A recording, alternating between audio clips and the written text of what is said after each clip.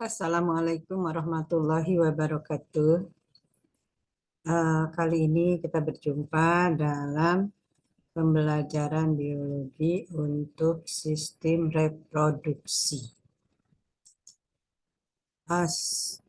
Lihat gambar berikut, apakah Anda bisa menyebutkan organ-organ penyusun sistem reproduksi laki-laki dan wanita?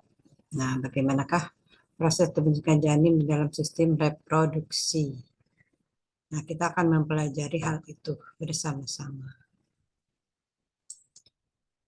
Kita lihat dulu yang ada di sistem reproduksi laki-laki, organnya antara lain ada skrotum atau mungkin bahasa Indonesia kantong pelir.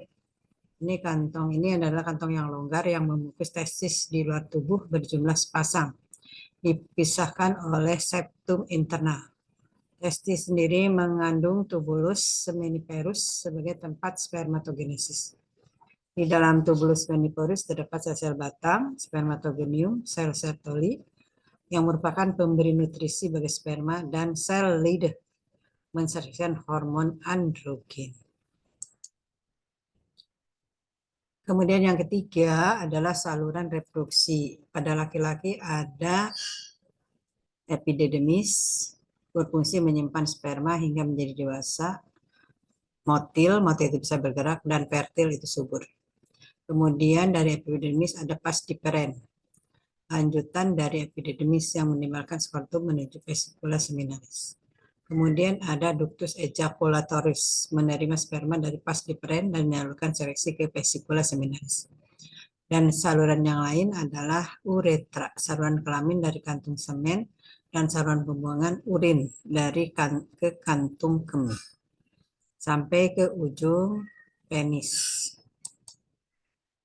Nah, ini adalah gambar dari sistem reproduksi laki-laki. Jadi tadi ada skrotum di sini. Skrotum di dalamnya adalah ada testis yang terdiri dari epididymis ya, epididymis. Kemudian pars differens. Nah, kemudian nanti ada saluran-saluran yang lain. Ada ini saluran pars differens tadi. Kemudian ada saluran ejakulatoris.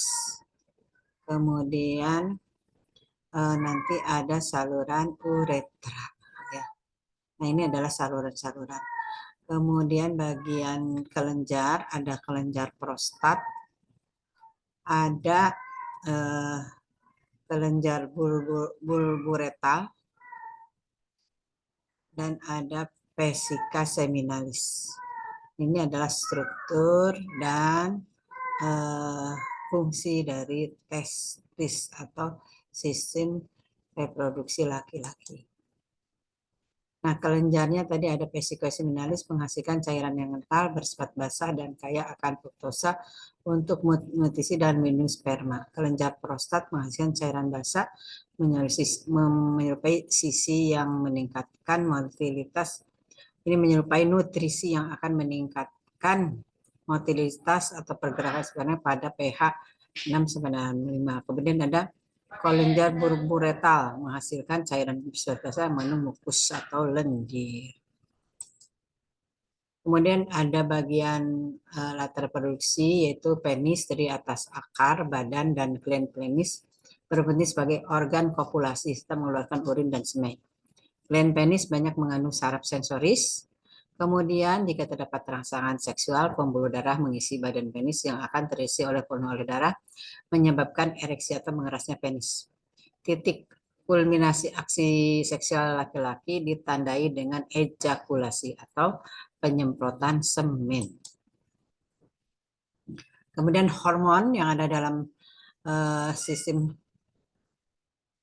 reproduksi laki-laki ada testikular, testosteron, diferensiasi laruan kelamin pada janin, menstimulasi penurunan testis ke dalam skrotum, mengontrol pertumbuhan, perkembangan, dan memelihara ciri-ciri seks sekunder pada usia pubertas. Kemudian ada hormon hipofisis, polikostimulasi hormon (FSH) berperan dalam spermatogenesis dan luteinizing hormon merangsang sel-sel interstisial di testis untuk berkembang dan menyertai testosteron. Kemudian ada juga hormon hipotalamus gonadotropin relaxing. Hormon GnRH ini merangsang hipofisis, mengeluarkan LH, FSH, mengatur mekanisme umpan balik negatif dalam sistem ekskresi testosteron. Nah, itu adalah alat-alat dari sistem reproduksi laki-laki. Nah, untuk proses pembentukan sperma atau spermatogenesis kita akan bahas di pembahasan berikutnya. Demikian tentang alat-alat reproduksi laki-laki. Semoga ada manfaatnya.